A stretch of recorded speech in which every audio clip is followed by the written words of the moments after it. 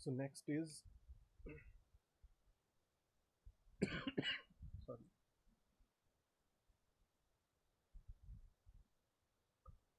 subcooled or compressed liquid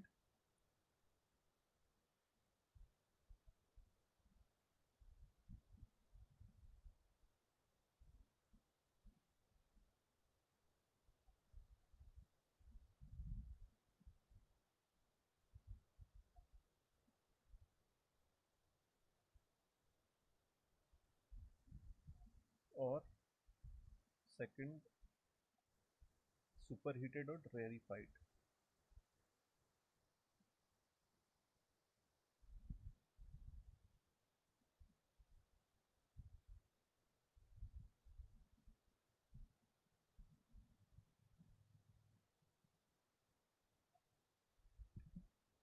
These two terms इनका मतलब क्या है?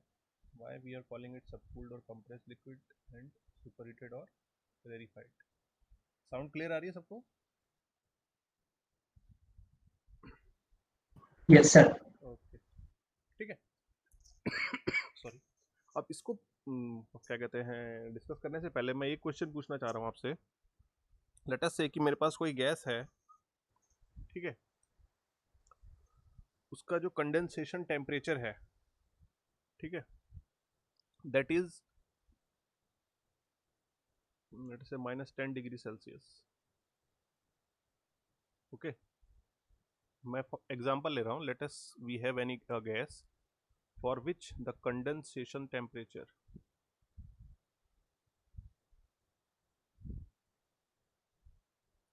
is -10 डिग्री सेल्सियस, ठीक।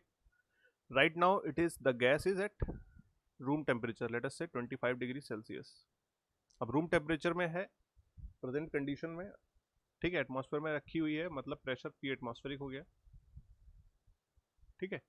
इस प्रेशर पे 25 डिग्री सेल्सियस पे है, इसका मतलब कौन से रीजन में होगी? है वेपर गैसेस फॉर्म में होगी अभी, ठीक।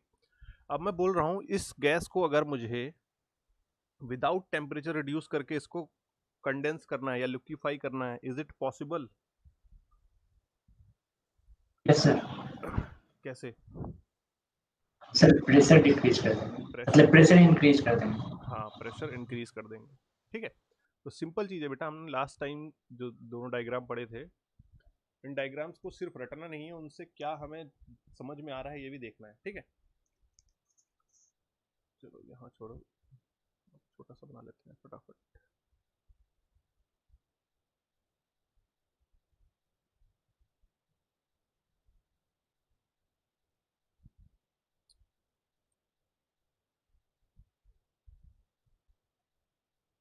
प्रेशर एंड वॉल्यूम, और मैंने आइसोथर्मल लाइंस कैसे ड्रॉ की थी? कुछ ऐसी ड्रॉ की थी,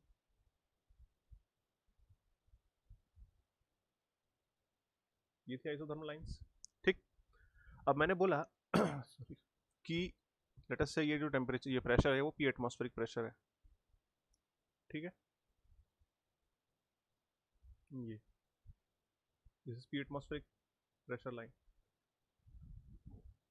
इस प्रेशर लाइन पे जो अभी गैस जो है मेरी, वो 25 डिग्री सेल्सियस पे है, लेट अस से यहाँ पर कहीं है, और ये जो टेम्परेचर है white colour line, it is 25 degree Celsius.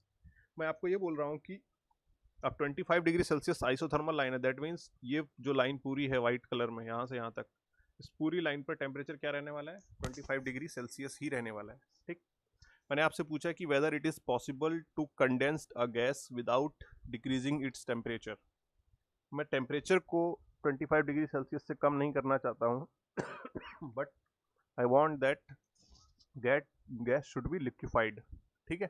तो उसको करने के लिए क्या कर सकते हैं हम लोग? सिंपल क्या करेंगे, देखो अभी 25 डिग्री सेल्सियस पे है, टेम्परेचर कुछ क्या कहते हैं, प्रेशर कुछ है, ठीक है। इसको पी एटमॉस्फेरिक मत लिखो यार, गलत हो जाएगा ये।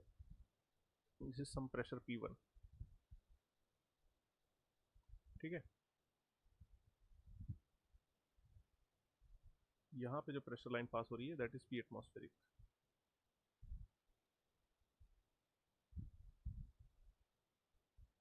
ठीक। एटमॉस्फेरिक प्रेशर पे है। अब अगर मैं इसी गैस का प्रेशर धीरे धीरे इंक्रीज करना स्टार्ट करूँ और टेम्परेचर सेम रखूँ, तो कैसे होगा बेटा? जैसे जैसे मैं प्रेशर इंक्रीज करता जाऊंगा ये ऊपर की तरफ स्टेट आगे बढ़ती जाएगी, ठीक है, बढ़ते जाएगी बढ़ते जाएगी। जैसे ही एक पर्टिकुलर प्रेशर आएगा, वो कौन सा प्रेशर होगा, that pressure will be saturation pressure corresponding to this temperature. आ रहा समझ में क्या बोल रहा हूँ? अभी जो 25 डिग्री सेल्सियस के करस्पॉन्डिंग सैचुरेशन प्रेशर जैसे ही अचीव हो जाएगा, वो प्रेशर अचीव करते ही एक जो गैस थी वो किसमें कंडेंस होना स्टार्ट कर देगी, ठीक। अब जैसे आप और क्या कहते हैं कंडेंस करते रहोगे, धीरे धीरे ये क्या होगा, जैसे ही सॉरी कंडेंसेशन स्टार्ट हुआ, पूरा का पूरा किसमें कन्वर्ट हो जाएगा, लिक्विड में। लिक्विड के बाद अगर आप और इसको प्रेशर इंक्रीज करते रहोगे तो ये इसका कंप्रेस्ड लिक्विड में कन्वर्ट होता जाएगा, ठीक। तो यही फंडा है सबकूल्ड और कंप्रेस्ड लिक्विड एंड सुपरहीटेड और रेरिफाइड लिक्विड में, ठीक है। तो देखो क्या है मतलब, जब मैं बोलता हूं सबकूल्ड लिक्विड, सबकूल्ड लिक्विड का मतलब ये है कि temperature of that particular liquid or particular substance is less than the saturation temperature corresponding to particular pressure जिस पर वो एग्जिस्ट कर रहा है। आ रहा है समझ में क्या बोला है? जिस प्रेशर पे वो सब्सटेंस एग्जिस्ट कर रहा है, उस प्रेशर के करस्पॉन्डिंग जो सैचुरेशन टेम्परेचर होगा, उस सैचुरेशन टेम्परेचर से अगर उस सब्सटेंस का टेम्परेचर कम है, then we call it subcooled liquid. क्या मतलब हुआ, यहां देखते हैं, टीएस डायग्राम देखो, ठीक है। मैंने एक पॉइंट लिया,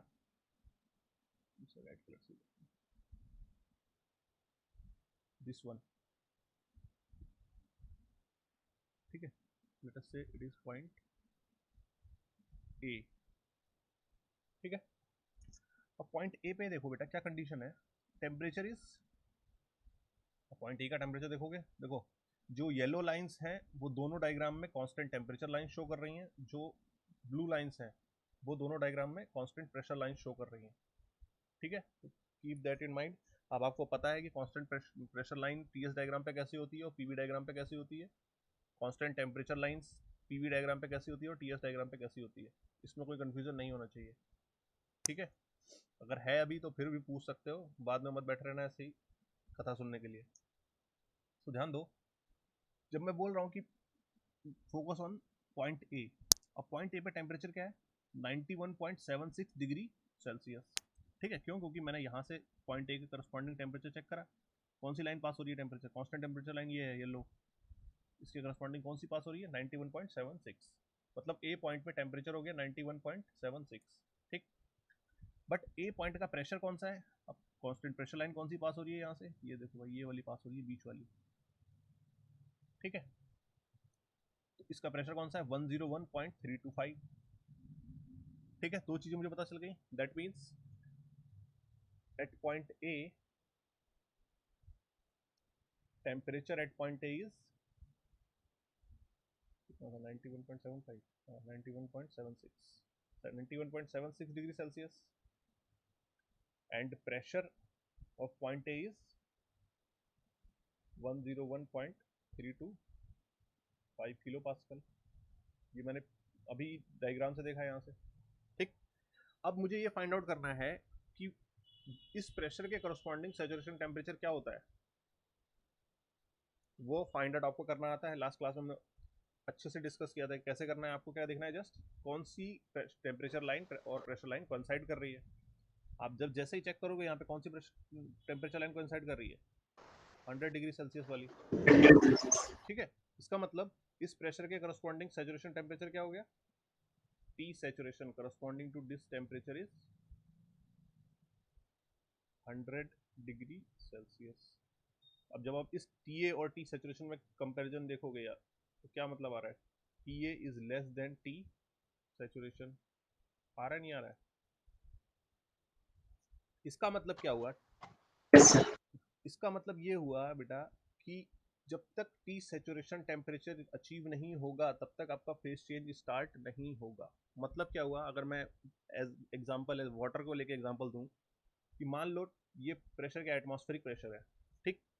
तो वाटर का टेम्परेचर 91.76 डिग्री सेल्सियस है अभी, ठीक है। और इस प्रेशर पे जब तक वाटर का टेम्परेचर 100 डिग्री सेल्सियस तक नहीं पहुंचेगा तब तक उसमें वेपर बॉइलिंग स्टार्ट नहीं होगी, ये वेपर में कन्वर्ट होना स्टार्ट नहीं होगा। इसका मतलब ये क्या है, अभी लिक्विड फॉर्म में ही है, पूरा का पूरा वाटर इन लिक्विड फेज में ही है। आ रहा समझ में? अब बिकॉज इसका टेम्परेचर सैचुरेशन टेम्परेचर से कम है, इसलिए हम इसको बोल देते हैं सब कूल्ड लिक्विड, मतलब सैचुरेशन टेम्परेचर से कुछ कम टेम्परेचर है, that's why we are calling it सब कूल्ड। इसको मैंने कुछ कूल करके यहाँ तक ले आया हूँ वाटर को। आ रहा समझ में? तो अगर मेरा टेम्परेचर किसी सब्सटेंस का सैचुरेशन टेम्परेचर से कम है, that means that substance will be in liquid phase और will be in subcooled reason. इस रीजन को हम सबकूल्ड रीजन भी बोलते हैं। ये लेफ्ट वाले रीजन की बात कर रहा हूँ मैं। आ रहा समझ में क्या हुआ? किसी को कोई डाउट है यहाँ तक? एनीवन? No sir. ओके, ठीक है। So the next is compressed liquid. अब देखो, सबकूल्ड हमने देख लिया, अब कंप्रेस्ड लिक्विड का मतलब ये होता है, जब मैं कंप्रेस्ड लिक्विड की बात कर रहा हूं तो मैं डील करूंगा प्रेशर से। That means if the pressure of any substance is greater than the pressure of saturation pressure at particular temperature। ठीक है, मतलब क्या हुआ कि अगर आपके पास कोई टेम्परेचर दे रखा है सॉरी, ठीक है, अब टेम्परेचर आपको दे रखा है आपने उसके करस्पॉन्डिंग सैचुरेशन प्रेशर देखा, आपको पता चल गया सैचुरेशन प्रेशर उस टेम्परेचर के करस्पॉन्डिंग क्या है। जैसे मतलब अगर मैं बोलूं कि 100 डिग्री सेल्सियस के करस्पॉन्डिंग सैचुरेशन प्रेशर क्या होगा वाटर के केस में, तो आप क्या बोलोगे? सर 101.325 किलो पास्कल होगा। तो आपको पता है सैचुरेशन प्रेशर। अब अगर वाटर को मैं 120 किलो पास्कल पे रख रहा हूँ, इसका मतलब वाटर का जो प्रेशर है वो सैचुरेशन प्रेशर से क्या है, ज़्यादा है। दैट मीन्स वाटर क्या होगा? कंप्रेस होगा। क्यों? क्योंकि मैंने प्रेशर को क्या ज़्यादा कर रखा है, सैचुरेशन प्रेशर से। और लिक्विड इसलिए बोल रहा हूँ क्योंकि वो लिक्विड फेज में कन्वर्ट हो चुका है। कैसे? यहाँ पे देखते हैं इसको देखो,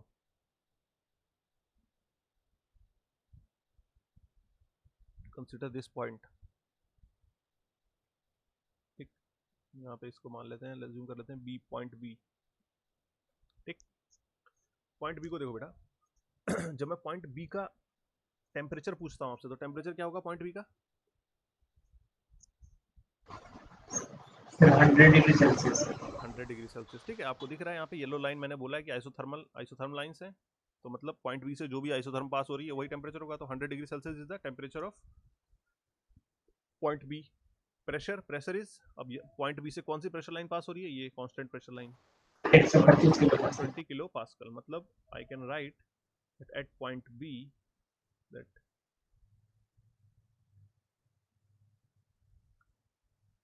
at point B temperature is 100 degree Celsius and pressure at point B is 125 kilo pascal. ठीक है, अब मैंने पूछा आपसे कि भाई ये बताओ कि इस टेम्परेचर के corresponding saturation temperature saturation pressure क्या होगा? तो आप फिर से फिगर देखोगे, मुझे 100 डिग्री सेल्सियस के करस्पॉन्डिंग सैचुरेशन टेम्परेचर बताना है, तो अगेन कौन सी प्रेशर लाइन कोइंसाइड कर रही है? वो आपको दिख रहा है कि 101.325 किलो पास्कल की लाइन कोइंसाइड कर रही है। दैट मीन्स 100 डिग्री सेल्सियस के करस्पॉन्डिंग सैचुरेशन प्रेशर इज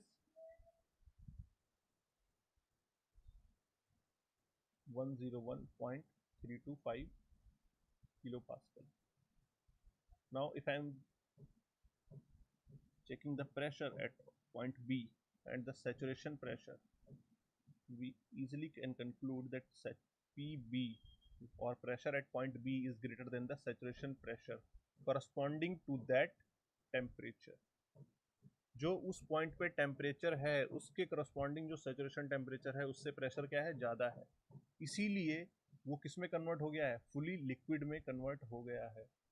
आ रहा समझ में? ध्यान दो बेटा, प्रेशर अगर सिर्फ 101 किलो पास्कल होता तो वो यहीं पर रहता। कंडीशन कहाँ रहती वाटर की? हमेशा यहाँ रहती। अगर मैं टेम्परेचर चेंज नहीं कर रहा हूँ और प्रेशर भी चेंज नहीं कर रहा हूँ, तो जैसे ही मैंने इसको और कंप्रेस करना स्टार्ट कर दिया, ये फिर से लिक्विड में कन्वर्ट होना, फुली कंप्रेस्ड लिक्विड में कन्वर्ट होना स्टार्ट कर देता है। मतलब अब ये डोम से जो टू फेज रीजन है इससे दूर जाना स्टार्ट कर देगा। ठीक है, इसका टेम्परेचर सैचुरेशन सॉरी इसका प्रेशर सैचुरेशन प्रेशर से बढ़ रहा है। अब प्रेशर किसी चीज का बढ़ रहा है तो हम क्या मानते हैं कि इसको हम कंप्रेस कर रहे हैं, that's why we are calling it compressed liquid. आ रहा समझ में? दोनों चीजें क्या है, दोनों सेम रीजन है बेटा। यहां पर भी देखो लेफ्ट साइड वाला रीजन है, यहां पर भी लेफ्ट साइड वाला रीजन है, बट यहां पर मैं टेम्परेचर के टर्म्स में डिफाइन कर रहा हूं, that's why we are calling it सब कूल्ड। मैंने कूल कर दिया है टेम्परेचर क्योंकि कम है यहाँ पे। On the other hand PV diagram में जब मैं देख रहा हूं तो यहाँ पे क्या है, प्रेशर इंक्रीज हो गया है, so that's why I am calling it what, compressed liquid. आ रहा समझ में? बट रीजन ये भी लिक्विड रीजन है और यहाँ भी ये लिक्विड रीजन है, दोनों सेम चीज है, but on the basis of parameter जिस पे बेसिस पे हम इसको डिफाइन कर रहे हैं वो दोनों डायग्राम के केस में डिफरेंट है, that's why we are calling it on TS diagram subcooled liquid और on PV diagram compressed liquid. कोई कंफ्यूजन है किसी को? यहाँ टीएस कर्व में आप बताएं कि अगर फेज चेंज चाहिए तो उसके लिए टेम्परेचर वो जो वो लिक्विड का होगा वो टी सेचुरेशन के बराबर होगा। यहाँ पे भी वही चीज होगा ना, T B equals to T saturation. बेटा मैं समझा नहीं, क्या बोल रहे, दोबारा बोलो। फेज चेंज के लिए हाँ, अगर चाहते हैं कि फेज चेंज हो जाए तो टीएस कर्व में T A equals to T saturation, P A तो जीरो। वैसे ही यहाँ पे हाँ पी और यहाँ पे पीवी में T B equals to T saturation, हाँ तभी फेज चेंज होगा। हाँ हाँ, ठीक है। देखो डिफरेंस सिर्फ इतना है, जब मैं पीवी डायग्राम की बात कर रहा हूँ तो मैं कांस्टेंट टेम्परेचर लाइन लेके चल रहा हूँ, और जब मैं टीएस डायग्राम की बात कर रहा हूँ तो कांस्टेंट प्रेशर लाइन की लेके चल रहा हूँ। ठीक है, यहाँ पे भी जब पॉइंट ए है, अब पॉइंट ए से अगर आपको इसको फेज चेंज में लेके आना है तो ऑब्वियस सी बात है आपको टेम्परेचर को 91.76 से 100 डिग्री सेल्सियस तक इंक्रीज करना ही पड़ेगा, तभी फेज चेंज स्टार्ट होगा। सेम यहाँ पर है, अगर आपको बी पॉइंट को फेज चेंज करवाना है, बी पॉइंट क्या है, लिक्विड में है, यहाँ पे कौन सा फेज है, लिक्विड फेज है। अब आपको इसको वेपर में कन्वर्ट करना है तो आपको क्या करना होगा, प्रेशर रिड्यूस कर करके कहाँ तक लेके आना पड़ेगा, 101.325 किलो पास्कल तक लेके आना पड़ेगा, अगर आप टेम्परेचर चेंज नहीं कर रहे हैं। कीप दैट इन माइंड, बहुत इंपॉर्टेंट पॉइंट है। आई एम नॉट सेइंग कि टेम्परेचर चेंज कर रहे हैं, टेम्परेचर 100 डिग्री सेल्सियस ही है, दैट तब मैं प्रेशर चेंज कर रहा हूँ, ध्यान रखना। बी पॉइंट पे भी 100 है, इस पॉइंट पे भी 100 है। ठीक है, तो अगर 100 डिग्री सेल्सियस पर ही मुझे उसको कंडेंस सॉरी वेपराइज करना है, तब मुझे क्या करना पड़ेगा, प्रेशर को रिड्यूस करना पड़ेगा। आ रहा है समझ में क्या बोल रहा हूँ? Yes sir. ठीक है, और किसी को कोई डाउट है? बस अगर मैं आपको बोलूं कि पॉइंट बी पे बेटा मुझे टेम्परेचर इंक्रीज करो और इसको वेपराइज करो, तो क्या पॉसिबल है?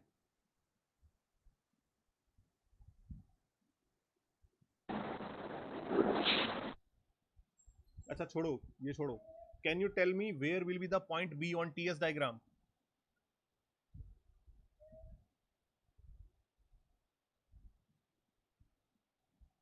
पॉइंट बी मैंने पीवी डायग्राम पे लोकेट किया है, सेम पॉइंट मुझे टीएस डायग्राम पे लोकेट करना है, सेम प्रेशर और टेम्परेचर की कंडीशन आपको दिख रही है कहीं पे? Yes sir. कहाँ पे बेटा बताओ? सर जहाँ टेम्परेचर 100 डिग्री सेल्सियस है एंड प्रेशर 125। हाँ, ठीक है, ये देखो दिस पॉइंट, ठीक है, दिस इज पॉइंट बी।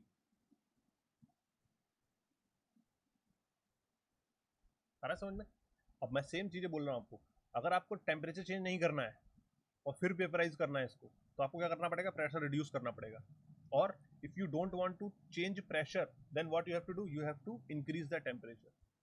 दोनों तरीके से वेपराइजेशन पॉसिबल है, साफ साफ दिख रहा है आपको बेटा?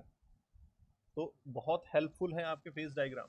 जैसे ही आपको 100 डिग्री सेल्सियस पर वाटर है और प्रेशर 125 डिग्री सेल्सियस है, सॉरी 125 किलो पास्कल है, अगर आप इसी प्रेशर पर इसको वेपराइज करना चाहते हैं तो क्या करना होगा, आपको इस कांस्टेंट प्रेशर लाइन के अलोंग मूव करना होगा और टेम्परेचर को कहाँ से कहाँ इंक्रीज करना होगा, 100 डिग्री सेल्सियस से 105.9 डिग्री सेल्सियस तक इंप्रूव करना होगा।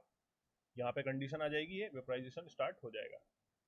ऑन द अदर हैंड अगर मैं बोलूँ कि यहाँ पे आपको टेम्परेचर चेंज नहीं करना है, कांस्टेंट है, मतलब 100 डिग्री सेल्सियस पर ही इसको वेपराइज बॉयल करना है, तो आप क्या करोगे, इसका प्रेशर रिड्यूस करना स्टार्ट कर दोगे।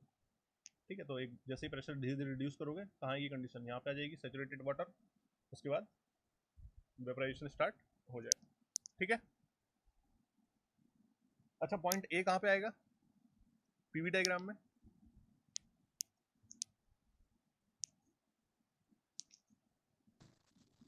सर टेम्परेचर वाला 91.76 डिग्री सेल्सियस और प्रेशर 101.3125। हाँ सर यहाँ पे सेकंड पी पे। ठीक है, this one, this is point A.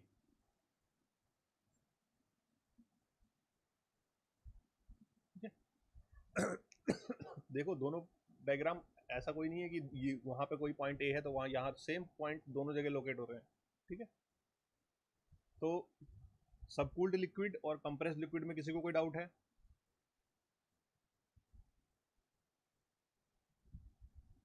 दोनों सेम चीज है बेटा, कहने के तरीके अलग हैं। अगर मैं बोल रहा हूं कि subcooled liquid that means it is compressed liquid.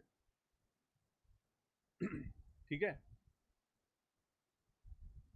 क्योंकि मैंने बोला आपको अभी दिखाया ए पॉइंट है, ए पॉइंट को यहां मैंने क्या बोला, सबकूल्ड बोला, और उसी ए पॉइंट को देख लो वो क्या है, कंप्रेस्ड है वहां पे या नहीं है, आप खुद चेक कर सकते हो। Point A yes sir. Temperature क्या है 91.76, प्रेशर क्या है 101.325, बट 91.76 के कॉरस्पॉन्डिंग प्रेशर क्या होना चाहिए, सैचुरेशन 75 किलो पास्कल। आपका जो एग्जिस्टिंग प्रेशर है वो क्या है 101.325, मतलब प्रेशर यहाँ पे ज़्यादा है। ठीक है, तो बोथ कंप्रेस्ड लिक्विड और सबकूल्ड लिक्विड आर सिनोनिम्स।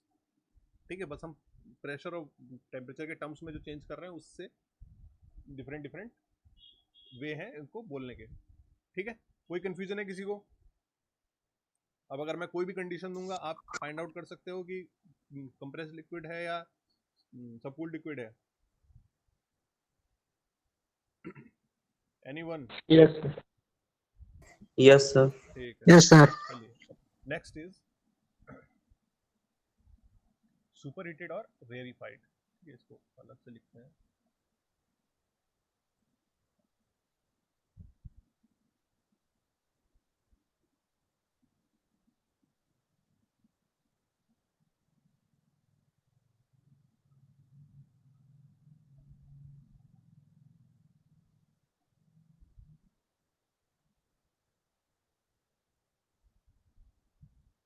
ठीक है, here we call it vapour.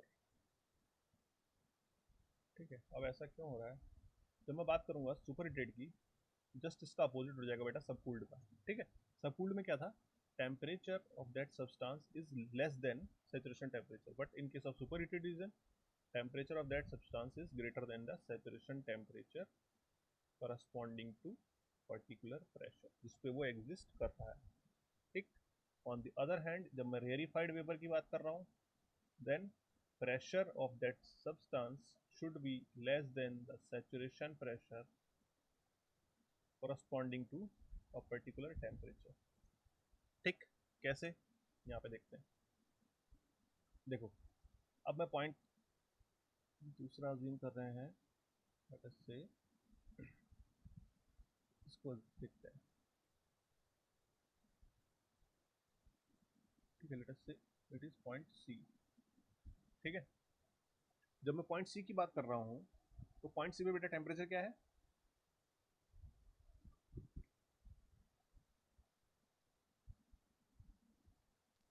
बताओ भाई, पॉइंट सी पे टेम्परेचर क्या होगा, 105.9। 105.9। ठीक है, प्रेशर क्या है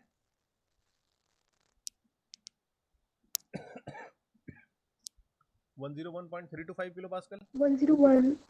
यस। ठीक है, that means at point C if I want to write temperature at C is कितना था 105.91 ऐसे कुछ था शायद। और pressure is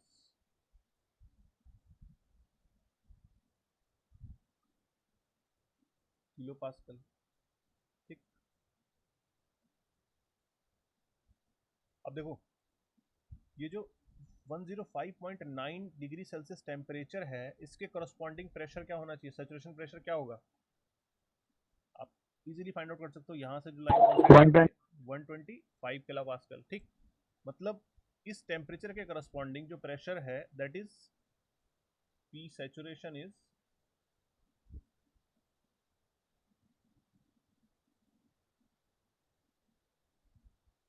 sorry P saturation नहीं, अभी हम पी सैचुरेशन की बात कर रहे हैं।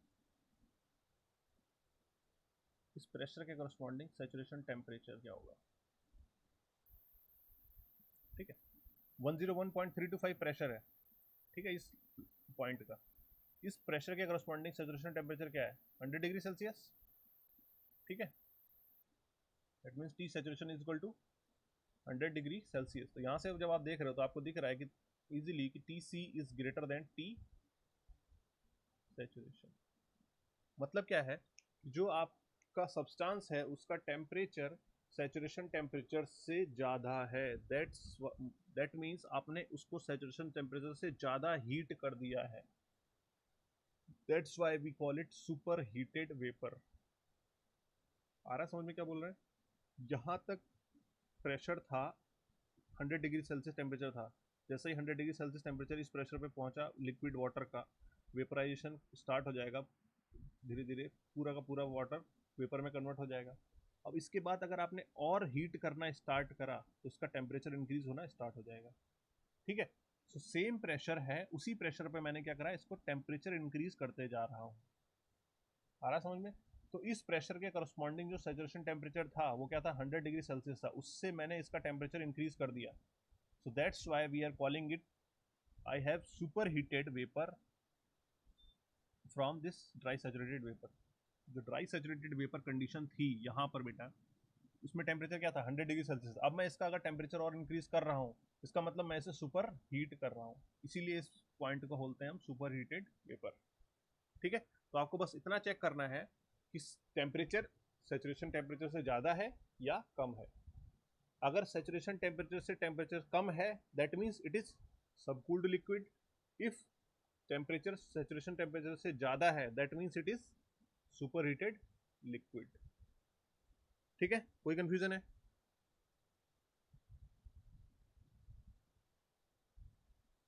किसी को कोई डाउट है अभी तक। No sir. चलिए, नो सर। No sir. इसी सी पॉइंट को नो बेटा सर। मुझे पीवी डायग्राम पे ड्रॉ करना है। कहाँ पे आएगा रूपेश, इसी पॉइंट सी को मुझे पीवी डायग्राम पे डिनोट करना है। कहाँ पे आएगा,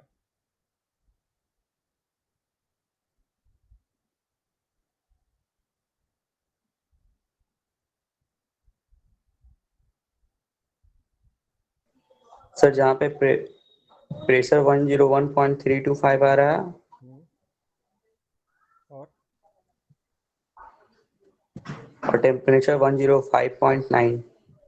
टेम्परेचर 105.9 आ रहा है। ठीक है, और वो कंडीशन कहाँ आ रही है, देखो प्रेशर 101.325 ये लाइन है और 105.9 टेम्परेचर लाइन ये है। दैट मीन्स पॉइंट सी कहाँ आ गया, ये दिस इज पॉइंट सी। ठीक है, अब यहाँ पे देखो ध्यान से, टेम्परेचर क्या है 105.9 डिग्री सेल्सियस सी पॉइंट पे, प्रेशर क्या है सी पॉइंट पे 101.325 किलो पास्कल। ठीक, बट जब आप इस टेम्परेचर के करस्पॉन्डिंग सैचुरेशन प्रेशर देखोगे तो वो क्या दिखेगा आपको, 125 किलो पास्कल। इसका मतलब जो सी पॉइंट पे कंडीशन है वो प्रेशर इस सैचुरेशन प्रेशर से क्या है, कम है। ये समझ में आ रहा है क्या बोल रहा हूँ मैं, फिर से समझ लो। मैंने बोला कि पॉइंट सी पे आपका बेटा टेम्परेचर इज 105.9 डिग्री सेल्सियस, ये कांस्टेंट टेम्परेचर लाइन है। पॉइंट सी पे जो प्रेशर है वो आप देख रहे हो 101.325 किलो पास्कल। ठीक, बट जैसे ही आप इस टेम्परेचर के करस्पॉन्डिंग सैचुरेशन प्रेशर देखोगे वो क्या आ रहा है, 125 किलो पास्कल। तो मतलब क्या है कि पॉइंट सी पे जो प्रेशर है वो सैचुरेशन प्रेशर से कम है। इसका मतलब मैंने इस जो वेपर को क्या कर रखा है, रेरिफाइड कर दिया है, अपोजिट टू कंप्रेस्ड। मैंने प्रेशर को रिड्यूस कर दिया। जैसे ही मैं प्रेशर को रिड्यूस करूंगा तो मॉलिक्यूल्स होंगे वो क्या हो जाएंगे, डिस्ट्रीब्यूट हो जाएंगे लार्ज वॉल्यूम में। आ रहा है समझ में? That's why we are calling it as a rarefied vapour. आ रहा है समझ में? दोनों चीज अगेन सेम है। अगर वेपर आपका सुपरहीटेड रीजन में है तो ऑब्वियसली बात है that is a rarefied vapour. आ रहा है समझ में? दोनों चीजें अलग अलग नहीं है, सेम एज सबकूल्ड और compressed liquid, superheated and rarefied is also same. कोई कंफ्यूजन है यहां तक किसी को? एनीवन? No no sir. अच्छा, नो सर। चलिए, कंफ्यूजन नहीं है तो बहुत अच्छी बात है। ठीक है, तो अब मैं एक चीज पूछूंगा आपको मैं टेबल शो करता हूँ तो आप मुझे बताना। चलो यही है, ठीक है, बताना कौन से रीजन में एग्जिस्ट कर रहा है। ठीक है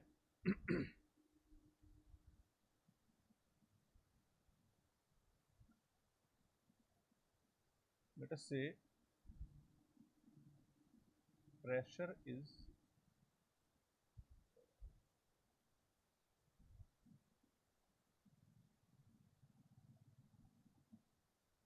25 kilopascal and temperature is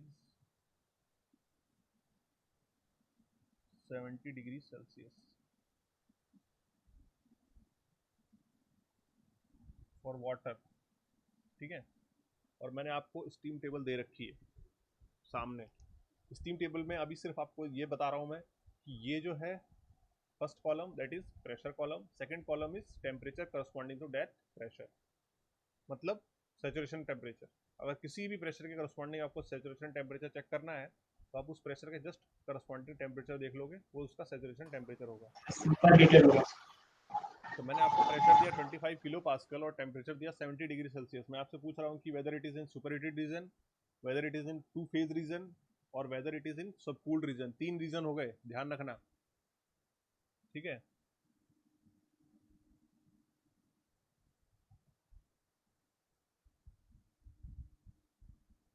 mainly आप डील करोगे वो इन्हीं 3 रीजन से डील करोगे, और कुछ नहीं करना है। अगर मैं टीएस डायग्राम ड्रॉ कर रहा हूँ, this is two phase region, ये कांस्टेंट प्रेशर लाइन है। ठीक, this is super heated reason.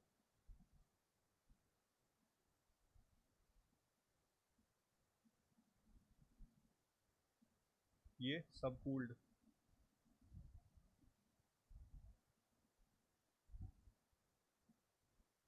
And this is two phase region बोलते हैं, और कभी कभी इसको वेट रीजन भी बोलते हैं।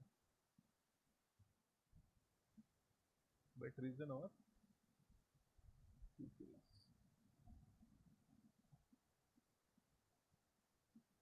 वेट रीजन इसलिए इसको बोलते हैं क्योंकि वाटर वेपर और वाटर एंड लिक्विड फेज दोनों एग्जिस्ट कर रहे हैं। ठीक है, तो अगर आपको ये पता लगाना है कि मेरा जो कंडीशन है वाटर की या सब्सटेंस को, जरूरी नहीं है कि वाटर ही हो। जनरल केस में हम लोग जो मेजरली डील करेंगे वो वाटर से ही सब डील कर रहे हैं, इसलिए मैं हमेशा वाटर बोल रहा हूँ।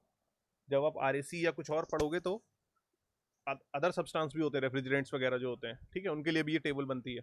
ठीक, तो आपको सबसे पहले किसी भी प्रॉब्लम को डील टैकल करने के लिए सबसे पहले आपको ये फाइंड आउट करना पड़ेगा कि आप किस रीजन में लाई कर रहे हो। आपका जो स्टेट है, whether it is in subcooled region, wet region और सुपरहीटेड रीजन। ठीक है, वो आपको फाइंड आउट करने के लिए आपको ये टेम्परेचर, ये प्रॉपर्टी टेबल गिवन होगी। प्रॉपर्टी टेबल में आपको क्या करना है, मैंने जैसे आपको भी एक एग्जांपल दिया कि let us say pressure is 25 kilo pascal and temperature is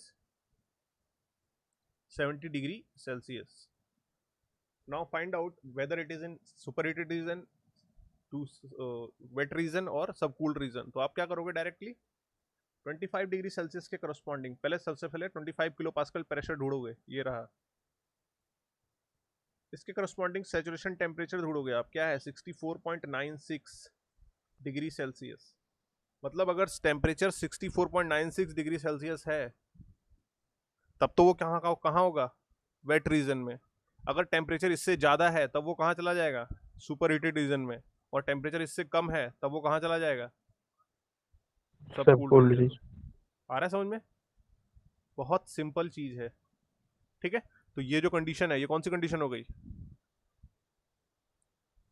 सब कोल्ड रीजन। सब कूल्ड कैसे हो गया बेटा? Super heated. सुपर हीटेड हो सुपर गया हीटेड भाई, रीजन। सब कूल्ड कैसे हो जाएगा? यस ठीक सर, है, सुपर हीटेड होगा। हाँ। चलिए फिर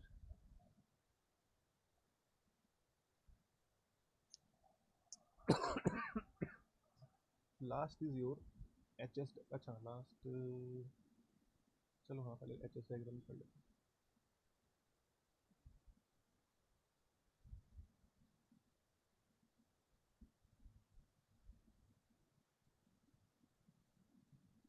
it is also called Molière diagram.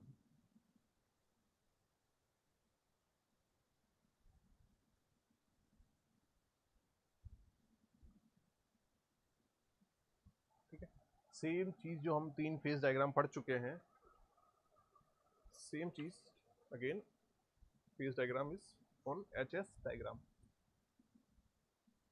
H is enthalpy और S is entropy, enthalpy and entropy diagram.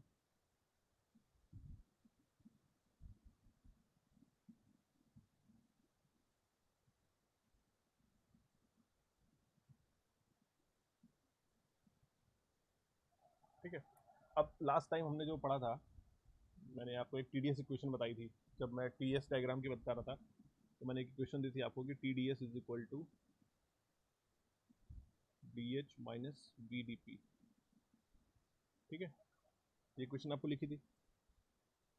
मैंने बोला था कि जब प्रेशर कांस्टेंट है तो D P is equal to 0, तो D H over D S at constant pressure is again proportional to temperature. मतलब अगेन, क्योंकि मुझे फिर से क्या है, कांस्टेंट प्रेशर लाइन ही ड्रॉ करनी है, क्योंकि मेरा जो भी हीटिंग हो रही है वो कांस्टेंट प्रेशर पे हो रही है। डिफरेंट डिफरेंट प्रेशर पे मैं वाटर को या किसी भी सब्सटेंस को सॉलिड फेज से कहाँ तक लेके जा रहा हूँ, वेपर फेज तक हीट कर रहा हूँ। ठीक है, तो अगेन जो भी हीटिंग होगी, जो हीटिंग होगी वो क्या रहेगी, हमेशा कांस्टेंट प्रेशर रहेगी। ठीक है, तो कांस्टेंट प्रेशर लाइन का स्लोप फिर से अगेन क्या है, टेम्परेचर के करस्पॉन्डिंग है। मतलब जब भी इसका टेम्परेचर इंक्रीज हो रहा होगा तो स्लोप इंक्रीज होगा, जैसे ही टेम्परेचर कांस्टेंट है तो स्लोप कांस्टेंट हो जाएगा। उसके बाद अगेन अगर टेम्परेचर इंक्रीज हो रहा है तो इंक्रीज होगा, फिर स्लोप कांस्टेंट हो जाएगा। ठीक, तो उसको अगर हम लोग ड्रॉ करते हैं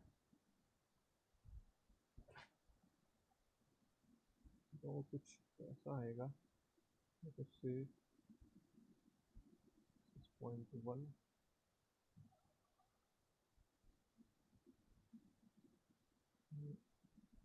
2 आया, straight line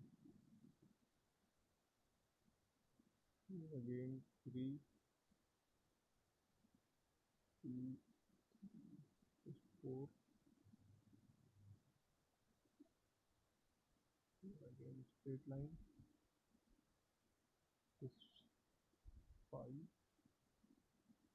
then it is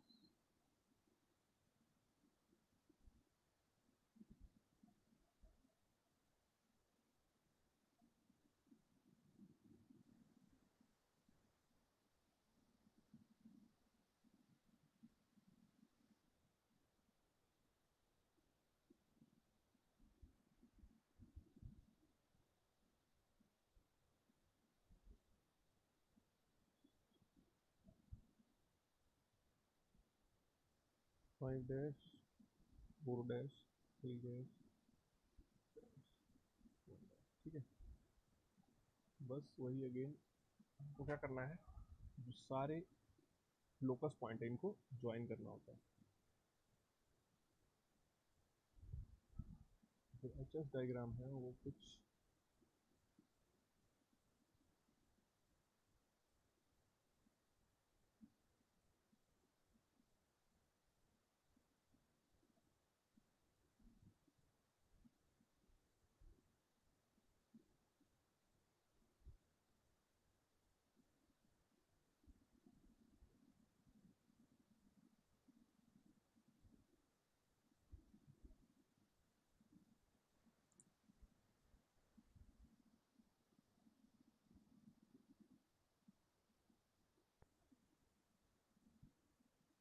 ऐसा आता है, ठीक है।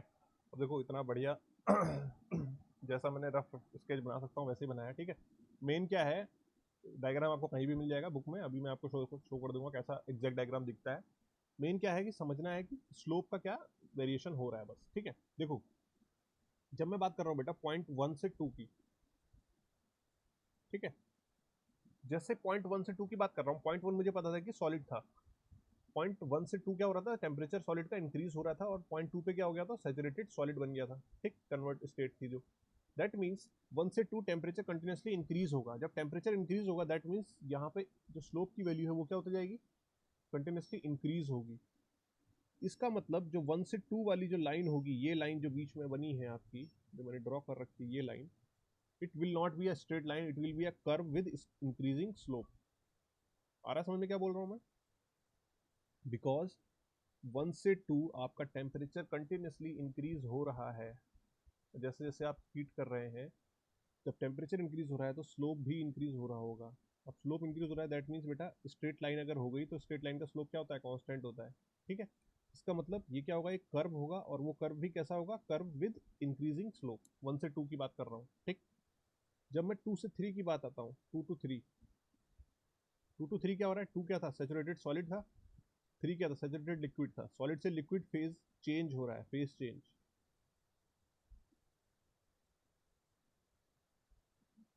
ठीक है। और during that phase change temperature is constant, we all know, Constant. ठीक। अब टेम्परेचर कांस्टेंट है दैट मींस स्लोप क्या हो गया, कांस्टेंट हो गया। इसका मतलब 2 to 3 जो रीजन है, it will be a what, straight line. आ रहा समझ में क्या बोल रहा हूं मैं, 2 to 3 वाला जो रीजन होगा, इन दोनों के बीच में constant pressure line will be a straight line, ठीक। अगेन जैसे ही आप 3 to 4 आगे बढ़ेंगे, ये 3 पॉइंट था, 3 to 4, अब 3 to 4 फिर से क्या है, लिक्विड ही है। यहाँ पे पॉइंट 3 पे क्या था, saturated what liquid with respect to solidification, saturated liquid with respect to vaporisation, temperature increase हो रहा है। इसका मतलब अगेन 3 to 4 क्या होगा, it will be a curve with increasing slope, ठीक है। यहाँ तक किसी को दिक्कत है,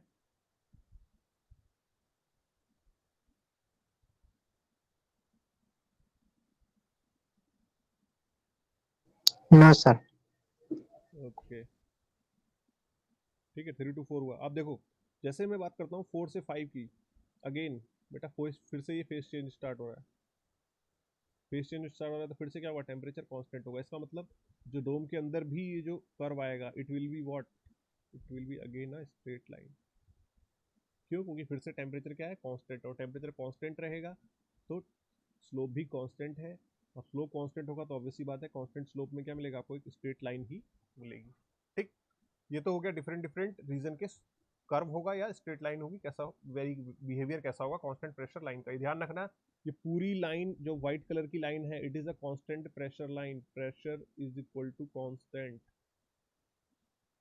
और दूसरी वाली लाइन भी pressure is equal to C2 लिख लो, यहाँ C1 हो गया तो ये pressure is equal to C2, कोई दूसरा प्रेशर है यहाँ पे, ठीक है। These two lines are constant pressure lines.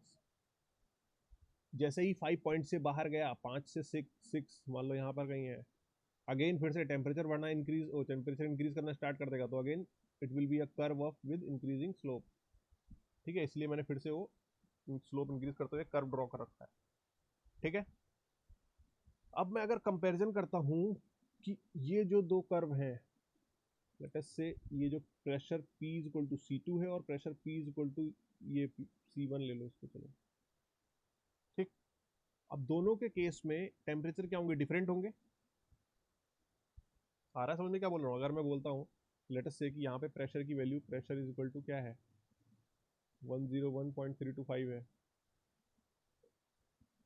और यहाँ पर आपका 125 किलो पास्कल है, तो नीचे वाले में टेम्परेचर कितना होगा बताओ।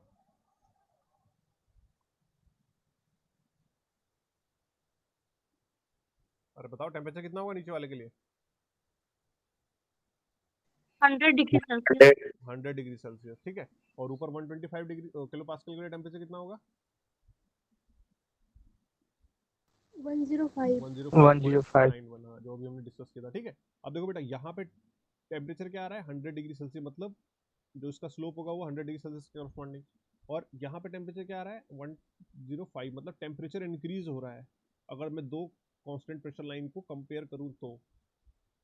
ठीक है, that means if the temperature is different that means slope will be different. आ रहा है समझे, because my slope is directly proportional to what, temperature. So if the temperature corresponding to two different pressure lines are different, so the slope of two different pressure line will be different. That's why मैंने ये जो दो line draw कर रही हैं वो diverging in nature draw करी है। आ रहा है समझ में? कभी भी constant pressure line HS diagram पर पैरेलल लाइंस नहीं होंगी, ये ध्यान रखना। और वो क्यों नहीं होंगी उसका रीजन मैंने अभी आपको बताया। आ रहा समझ में? क्यों? क्योंकि डिफरेंट, जैसे जैसे आप बेटा ऊपर जाते जाओगे, इस डायरेक्शन में जाओगे ऊपर इस तरफ, प्रेशर इंक्रीज होगा। प्रेशर इंक्रीज हो रहा है तो मतलब यहाँ पे अगर मैं कोई प्रेशर लाइन ड्रॉ करता हूँ तो उसका प्रेशर 101.325 से कम होगा। ठीक, अब प्रेशर इंक्रीज हो रहा है तो उसके करस्पॉन्डिंग सैचुरेशन टेम्परेचर भी क्या होगा, इंक्रीज होता रहेगा। ये सबको पता है। अब सैचुरेशन टेम्परेचर इंक्रीज हो रहा है that means slope will increase. अब स्लोप इंक्रीज हो रहा है इसका मतलब जो इस लाइन का स्लोप था उससे ज्यादा इस लाइन का स्लोप होगा, जो उसके ऊपर वाली लाइन होगी। अब स्लोप अगर इसका ज्यादा है तो ऑब्वियसली बात है ये डाइवर्जिंग इन नेचर होंगी, आपस में कोई पैरेलल नहीं हो सकती। ठीक है, तो इसीलिए constant pressure lines are diverging in nature inside the dome on HS diagram, keep that in mind. ठीक है, कोई कंफ्यूजन है किसी को? No sir. तो सर ओके ठीक है। उसके बाद जब बाहर जा रहा है तो आपको दिख ही रहा है कि क्या कहते हैं, प्रेशर लाइन कैसी होगी, increase occur with increasing slope. ठीक है, अब अगर मैं बात कर रहा हूं कांस्टेंट टेम्परेचर लाइंस की, ठीक है, इसी डायग्राम में अगर मैं कांस्टेंट टेम्परेचर लाइंस की बात कर रहा हूं तो कांस्टेंट टेम्परेचर लाइन जब मैं बेटा टू फेज रीजन की बात करूंगा तो वो that will coincide with the constant pressure lines, because in case of phase change pressure and temperature both are constant।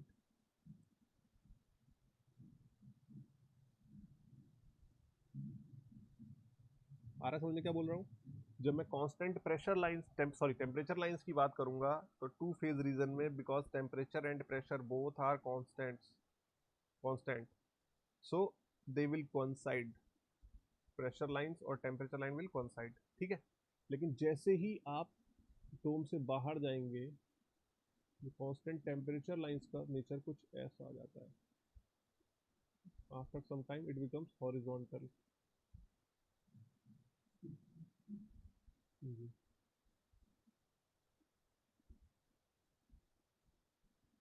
ठीक है, this is T is equal to 100 degree Celsius और T is equal to 105.9 degree Celsius. ठीक, अब देखो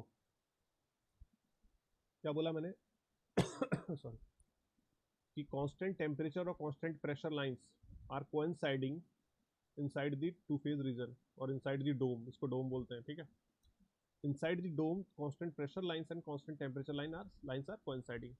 but जैसे ही हम vapour region की तरफ जाते हैं कांस्टेंट टेम्परेचर लाइंस पहले इंक्रीज होंगी, फिर उसके बाद क्या हो जाती है, हॉरिजॉन्टल हो जाती है। और वी कैन से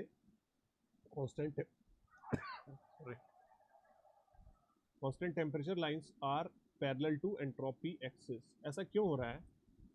वो इसलिए हो रहा है बेटा क्योंकि जैसे ही इसको मैं सुपर हीटेड रीजन में लेके जाता हूँ, ठीक है, तो एट हायर टेम्परेचर और low pressure conditions it start behaves as an ideal gas. ठीक है, क्या करने लगता है, ये आइडियल गैस की तरह बिहेव करने लगते हैं। और आइडियल गैस के केस में आपको पता है कि for an ideal gas H is a function of temperature only, ये हम लोगों ने डिस्कस कर रखा है ऑलरेडी। फॉर आइडियल गैस, ठीक है, तो अगर मेरे जो वेपर है वो as an start behaving as an ideal gas, तो क्या होगा, इसका मतलब जो इसकी एंथैल्पी होगी वो किस पे डिपेंड हो जाएगी, सिर्फ टेम्परेचर पे। और मैं ड्रॉ कर रहा हूँ क्या, कांस्टेंट टेम्परेचर लाइन, मतलब टेम्परेचर तो चेंज हो नहीं रहा है। तो अगर टेम्परेचर चेंज नहीं हो रहा है तो एंथैल्पी भी क्या होगी, फिर चेंज नहीं होगी। क्यों, क्योंकि आइडियल गैस के लिए एंथैल्पी किस पे डिपेंड है, सिर्फ टेम्परेचर पे। ठीक है, तो इसीलिए जो कांस्टेंट टेम्परेचर लाइंस हैं वो किसके पैरेलल आती हैं,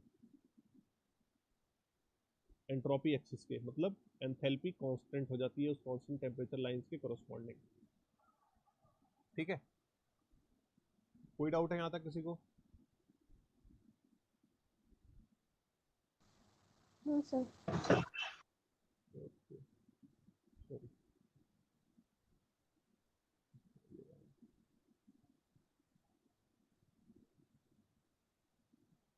जरा दिखाता हूँ।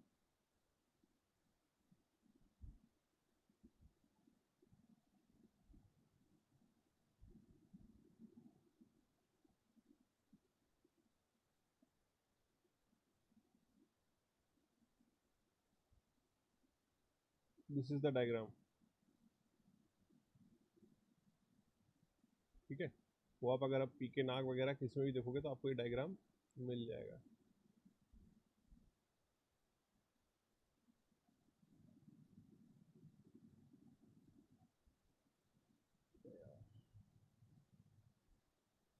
ये इतना क्लियरली नहीं दिख रहा है,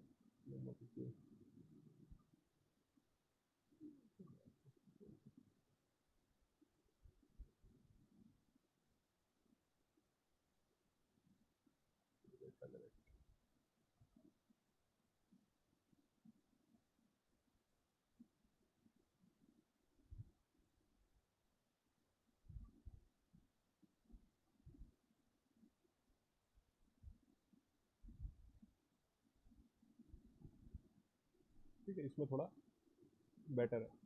ठीक है, देखिए इधर, ये जो बेटा ग्रीन लाइंस दिख रही है ना आपको,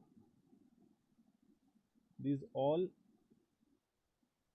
constant temperature lines। ठीक है, देखो जैसे ही मैं ये जो रेड जो क्या कहते हैं रेड लाइन है, डार्क रेड लाइन, ठीक, और thick red line, it is dome. ठीक है, दैट मीन्स आपको सिर्फ कौन सा क्या कहते हैं पार्ट दिखा रखा है डोम का, ड्राई सेचुरेटेड वेपर वाला, लिक्विड वाला डोम का पार्ट नहीं दिखा रखा आपको यहाँ पे। ठीक है, अब मुझे सिर्फ इतना मैं आपको शो कराना चाह रहा दिखाना चाह रहा हूँ। देखो ये कांस्टेंट टेम्परेचर लाइन, ये ग्रीन लाइन है ये वाली। ठीक है, मैं फिर से इसको रेड से ही ड्रॉ कर रहा हूँ उसके ऊपर ही। This is constant temperature line and temperature is 150 degree Celsius. ठीक, अब जब तक ये बेटा डोम के अंदर थी, देखो ये वाली लाइन, ये दोनों लाइन, ये है कांस्टेंट प्रेशर लाइन और कांस्टेंट टेम्परेचर लाइन, दोनों कॉन्साइड कर रही थी। दिख रहा है आपको? और जैसे ही डोम से बाहर गई कांस्टेंट प्रेशर लाइन, तो ये चली गई ऊपर, ये this is the constant pressure line and constant temperature lines has become horizontal to the horizontal. ठीक है, और parallel to the entropy axis. आ रहा है समझ में?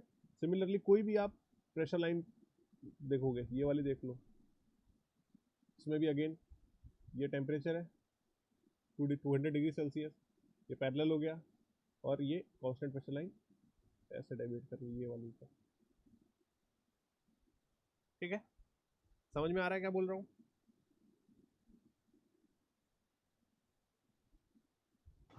Yes sir. बाकियों को yes sir. Yes. Yes, sir. Yes, sir. ठीक है, तो लेट अस से कुछ पॉइंट लिख लेते हैं, वरना ये तो आज पढ़ाया कल गायब हो जाएगा हमारे दिमागों से। ठीक है, constant pressure line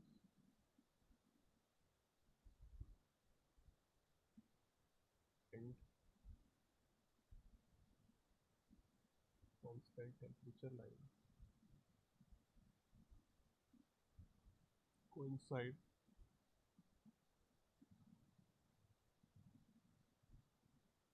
in the that region। और two phase diesel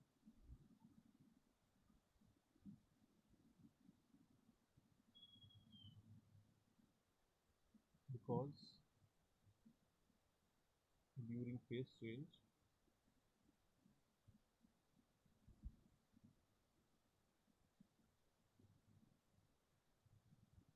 both temperature and pressure are constant. ठीक है. Next one is constant pressure lines are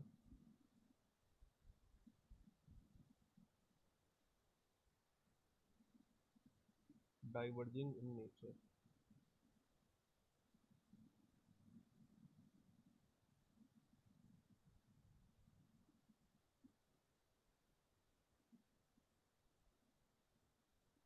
Because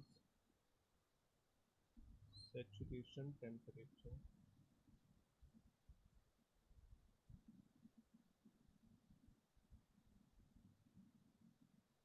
because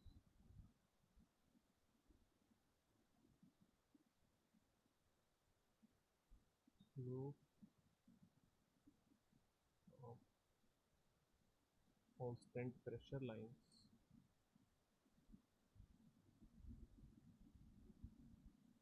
is proportional to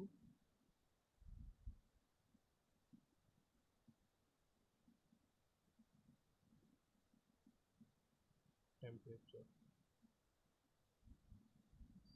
ठीक है. And saturation temperature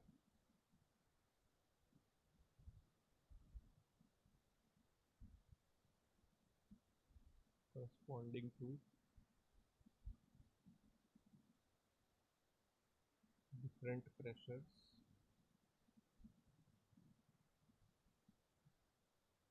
are different. ठीक है. सबसे पहली बात, दोनों कोइंसाइड कर रही हैं इनसाइड टू फेज रीजन. ठीक है. उसके बाद जो टू फेज रीजन के अंदर है वो क्या है, डाइवर्जिंग इन नेचर है. क्यों? क्योंकि स्लोप क्या है, टेम्परेचर पर डिपेंड करता है, कांस्टेंट प्रेशर लाइन का स्लोप. ऑन ये सारी बातें बेटा मैंने एच एस डायग्राम के लिए लिख रहा हूँ, ध्यान रखना. मैंने यहाँ बीच में कहीं नहीं लिखा है एच एस डायग्राम, इसलिए मैं ऊपर ही लिख दे रहा हूँ, ध्यान रखना. ठीक है. These all points are related to HS diagram. ठीक है. And after that two phase region, wet region, constant pressure lines are curves with increasing slope.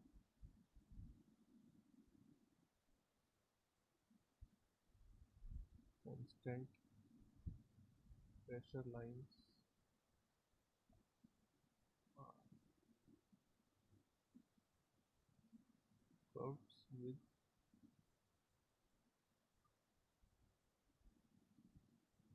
increasing slope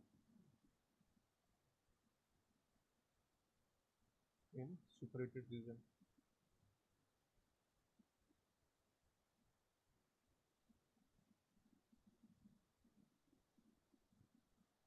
Okay. Next,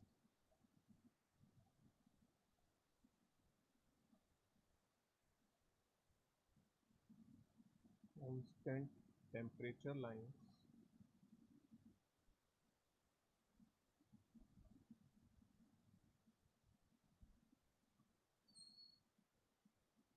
becomes horizontal in superheated region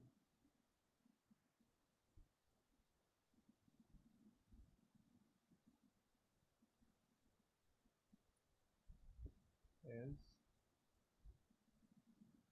vapor starts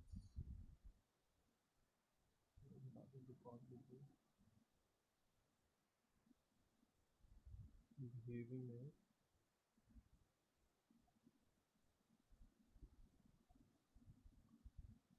ideal gas.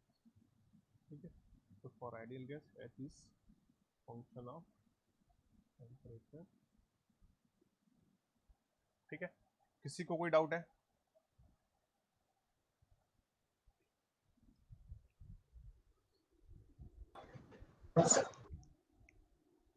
No sir. चलिए, अच्छी बात है। ठीक है, तो अभी के लिए इतना रखते हैं। आपको क्या करना है, 2 मिनट को हम करते हैं।